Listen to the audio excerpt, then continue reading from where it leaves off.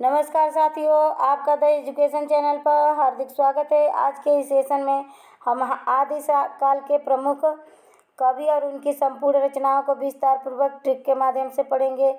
भक्ति काल के संपूर्ण महाकाव्यों को, खंड काव्यों को विस्तार पूर्वक पढ़ेंगे। रीतिकाल के संपूर्ण खंड काव्य और उनके लेखकों को विस्तार पूर्वक पढ़ेंगे और आधुनिक काल के संपूर्ण खंड काव्य और उनके लेखकों को विस्तार पूर्वक पढ़ेंगे। तो चलिए शुरुआत करते हैं। अगर चैनल पहली बार विजिट किए होंगे तो आपसे नम्र निवेदन है, सेशन को लाइक कर दीजिएगा। सेशन पसंद आए तो चैनल को सब्सक्राइब कर लीजिएगा और अपने दोस्तों में शेयर कर दीजिएगा। तो क्या है, आदिकाल के प्रमुख कवि और उनकी रचनाओं के बारे में विस्तार पूर्वक पढ़ेंगे ट्रिक के माध्यम से। तो पहली रचना है अब्दुल रहमान। अब्दुल रहमान की रचना क्या है? संदेश रासक। संदेश रासक अब्दुल रहमान। तो याद कैसे रखेंगे? तो संदेश भेजना अब दूर नहीं है, क्योंकि अब मोबाइल का ज़माना हो गया है, तुरंत फटाफट संदेश भेजा जा सकता है। तो संदेश रासक अब्दुल रहमान। अब दूर नहीं संदेश भेजना, तो अब्दुल रहमान संदेश रासक। नरपति नाल विशाल देव रासो। यह अपभ्रंश हिंदी में लिखा काव्य है। तो नरपति नाल की रचना क्या है? विशाल देव रासो। याद कैसे रखेंगे? तो नरपति 20 नहीं होते, एक ही कोई पति होता है, नर का पति। जैसे बाहुबली था, वह एक नर था, वह सबका पति प्रतिनिधित्व करता था। तो 20 नहीं होते हैं, कोई एक ही होता है। चंदबरदाई पृथ्वीराज रासो की रचना की है। पृथ्वीराज रासो डिंगल पिंगल शैली में लिखा है। तो डिंगल भाषा से क्या आशय है? तो अपभ्रंश मिश्रित राजस्थानी भाषा को डिंगल शैली कहते हैं और अपभ्रंश मिश्रित ब्रज भाषा को पिंगल भाषा कहते हैं। तो याद कैसे रखेंगे कि चंदबरदाई पृथ्वीराज रासो ने को लिखे हैं। तो चंद्रमा और पृथ्वी में कितना घनिष्ठ संबंध होता है? तो चंद्रमा क्या लिखेंगे? पृथ्वीराज रासो। तो चंदबरदाई पृथ्वीराज रासो। दलपति विजय। दलपति विजय खुमाड़ रासो। और यह राजस्थानी हिंदी में लिखा काव्य है। तो दलपति विजय खुमाड़ रासो।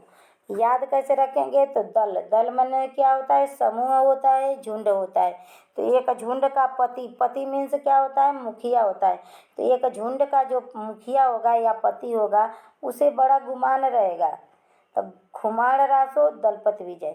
जगनिक की रचना क्या है? परमाल रासो। जगनिक की रचना क्या है? परमाल रासो है। तो दूसरे का माल हम जग कर ही लेते हैं, रात में जग कर ही दूसरे का माल लेते हैं। सारंगधर की रचना क्या है? हमीर रासो। हमीर रासो सारंगधर। नल सिंह की रचना क्या है? विजयपाल रासो। विजय पाने के लिए सनी देओल ने नल को उखाड़ लिया। तो नल सिंह की रचना क्या है? विजयपाल रासो। नेक्स्ट रचनाएं देखते हैं। जल्ल कवि की रचना क्या है? बुद्धिरास। जल्ल कवि की रचना क्या है? बुद्धिरास। नेक्स्ट है माधवदास चारण। माधवदास चारण का रचना क्या है? रामरासो। तो माधव माने श्री कृष्ण और राम, यह दोनों भगवान विष्णु के अवतार थे। तो माधवदास चारण की रचना रामरासो। देलड़ एक कश्मीरी कवि हैं और एक बिल्लड़ है। तो देलड़ की रचना क्या है? गए, यह गद्य नहीं है, गए सुकुमार रासो। गए सुकुमार रासो देलड़ कवि की रचना है।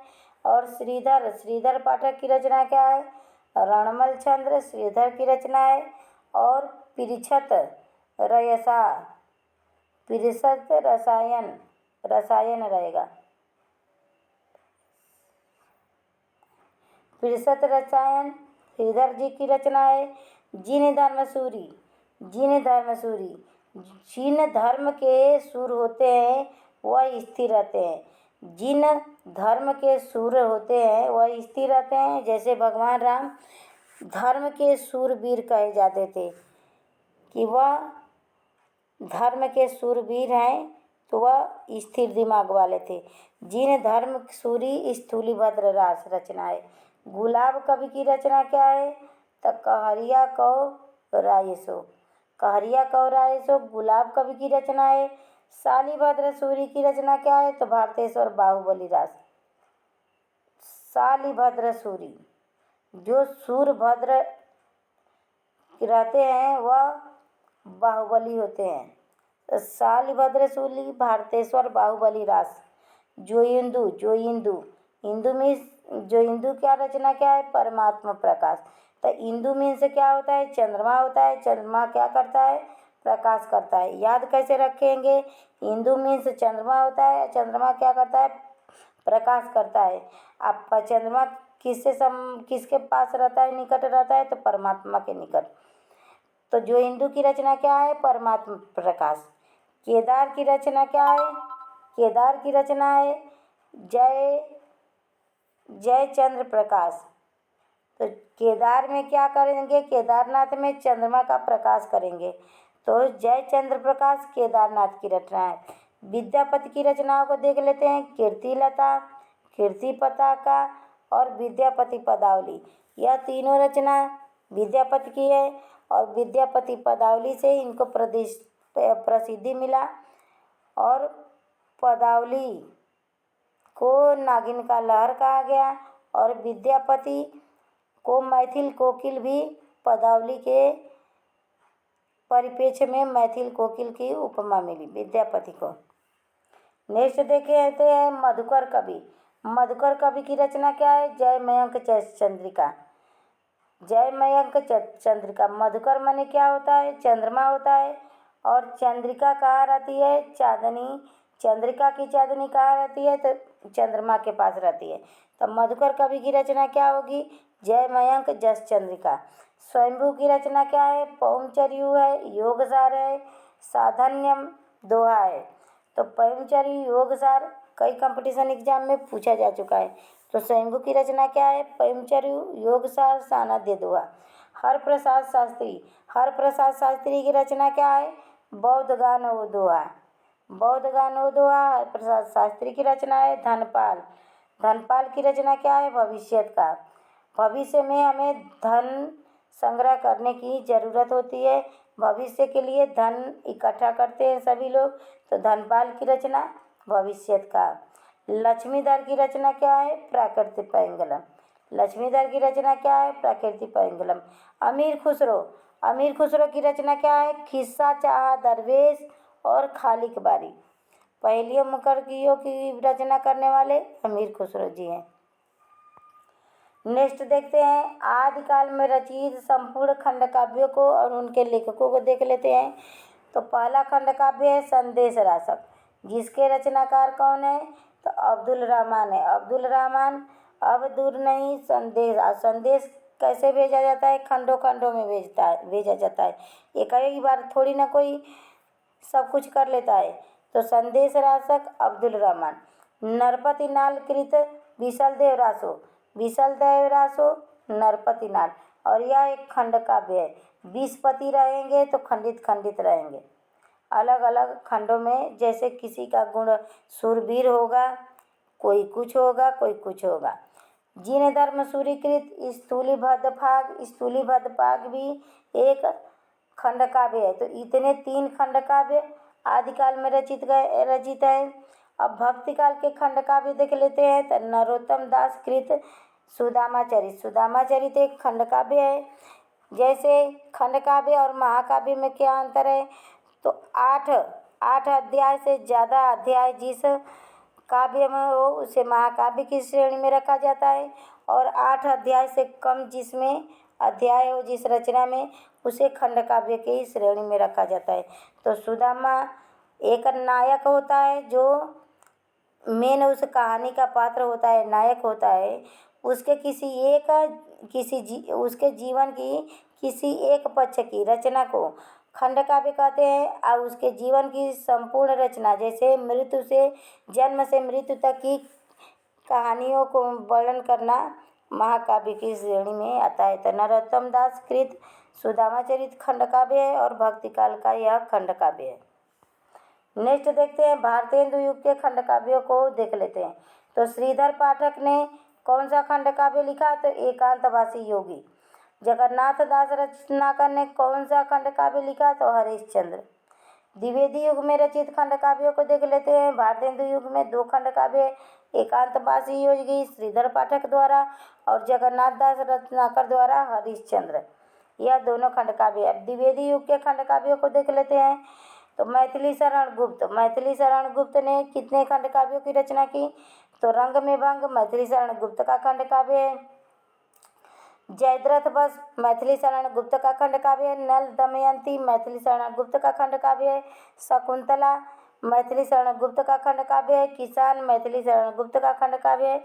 और अनाथ भी मैथिली शरण गुप्त का खंड काव्य है।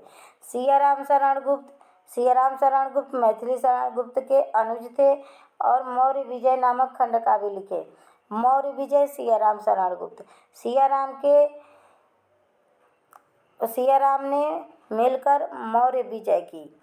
राम नरेश त्रिपाठी का खंड काव्य है मिलन पथिक राम नरेश त्रिपाठी का खंड काव्य है। नेक्स्ट देख लेते हैं। द्वारिका प्रसाद गुप्त ने भी खंड काव्य लिखा आत्मसमर्पण। अब देख लेते हैं छायावाद युग में रचित खंड काव्य। तो सुमित्रा नंदन पंत ने ग्रंथि नामक खंड काव्य की रचना की। राम नरेश त्रिपाठी ने स्वप्न नामक खंड काव्य की रचना की। मैथिली शरण गुप्त ने पंचवटी अनग वन वैभव बकसंहार। यह 4 खंड काव्यों की रचना मैथिली शरण गुप्त ने की छायावाद युग में। अनूप शर्मा का खंड काव्य है सुनाल अनूप शर्मा का खंड काव्य है और यह भी एक छायावादी कवि हैं जिनकी खंड काव्य है सुनाल। नेक्स्ट है सियाराम शरण गुप्त का खंड काव्य है आत्मोसर्ग सियाराम शरण गुप्त का खंड काव्य है और यह छायावाद में थे और भारतेंदु युग में भी थे। सूर्यकांत त्रिपाठी निराला का खंड काव्य है तुलसीदास। शिवदास गुप्त का खंड काव्य है कीचक है और बद श्यामलाल पाठक का खंड काव्य है कंसबद। रामचंद्र शुक्ल सरस। यह वह रामचंद्र शुक्ल नहीं है जो हिंदी साहित्य का इतिहास लिखे। यह रामचंद्र शुक्ल सरस हैं जिनका खंड काव्य अभिमन्युवध है। गोकुल शर्मा का खंड काव्य है प्रवीण प्रताप गोकुल शर्मा का खंड काव्य है। नाथूराम शर्मा का खंड काव्य है गर्भरंडा रहस्य और वायस विजय गर्भरंडा रहस्य नाथूराम शर्मा का खंड काव्य है। नेक्स्ट देखते हैं छायावादोत्तर युग के आप लोग खंड काव्य देख लिए और छायावाद के बाद जो युग आया उसका खंड काव्य देख लेते हैं। छायावादोत्तर खंड काव्य मैथिली शरण गुप्त ने नहुस करबला नकुल और हिडिंबा। यह छायावादोत्तर युग में मैथिली शरण गुप्त ने यह 4 प्रकार के खंड काव्यों की रचना की। बालकृष्ण शर्मा नवीन का खंड काव्य है प्राणापण बालकृष्ण शर्मा नवीन का खंड काव्य है। सोहनलाल द्विवेदी का खंड काव्य है कुड़ाल सोहनलाल द्विवेदी का खंड काव्य है। रामधारी सिंह दिनकर का खंड काव्य है कुरुक्षेत्र और श्याम नारायण पांडे का खंड काव्य है जय हनुमान। रामधारी सिंह दिनकर का खंड काव्य कुरुक्षेत्र है। श्याम नारायण पांडे का खंड काव्य है जय हनुमान। नेक्स्ट है उदय शंकर भट्ट के खंड काव्य है कौंतेय कथा उदय शंकर भट्ट का खंड काव्य है। आनंद मिश्र का खंड काव्य है चंदोरी का जौहर आनंद मिश्र का खंड काव्य है। गिरिजादत्त शुक्ल गिरीश का खंड काव्य है प्रयाण गिरिजादत्त शुक्ल गिरीश का खंड काव्य है। गोपाल प्रसाद व्यास का खंड काव्य है कदम कदम बढ़ाए जा। डॉक्टर रुसाल का खंड काव्य है भोजराज और नरेश मेहता का खंड काव्य है संशय की एक रात प्रसिद्ध खंड काव्य है नरेश मेहता द्वारा लिखा संशय की एक रात, जिसमें लक्ष्मण के मूर्छित हो जाने पर राम का संशय है उसी एक रात की घटना नरेश मेहता द्वारा रचित है। तो आज का यह सेशन यहीं समाप्त हुआ। आशा है सेशन पसंद आया होगा। आए तो प्लीज़ चैनल को सब्सक्राइब कीजिएगा, लाइक कीजिएगा, शेयर कीजिएगा। आपके लाइक, शेयर, सब्सक्राइब से हम प्रेरित होंगे ऐसे ही महत्वपूर्ण वीडियो बनाने के लिए। तो नमस्कार दोस्तों, धन्यवाद।